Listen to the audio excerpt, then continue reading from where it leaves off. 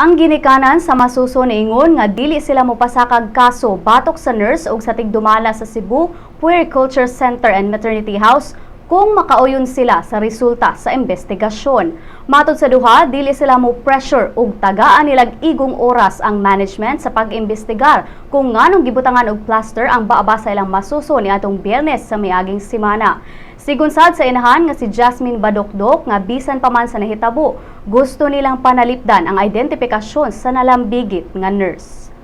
If I am not satisfied, my family is not satisfied with the answers, having a lawsuit is definitely not out of the question. And then we will definitely take this up to the higher courts if need be. Liars will lie all the time, right? Until they get caught. And even when they get caught, maglay pa ganyan sila, di ba? Pero that's just a pattern that we're trying to establish nga. Even though they might and will deny that it's not normal practice, no one will ever really know. Okay, why? Sirado man ang pultahan. You can't see. There's no CCTV.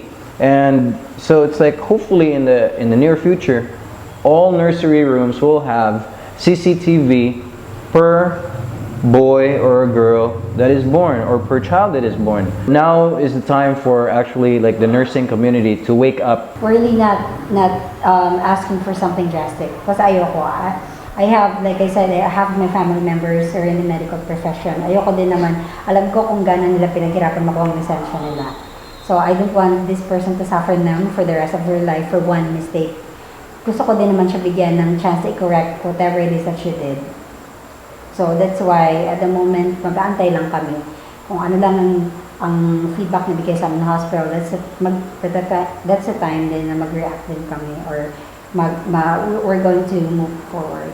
I'm still hurt na ginawa yun sa anak ko, but at the same time, naawa din naman ako sa nurse kasi syempre hindi naman biro na malagay kasi sitwasyon na to na like it's all like a media frenzy na ayoko din naman, gusto ko din naman reconsider siya yung nararamdaman niya at saka ng pamilya mo.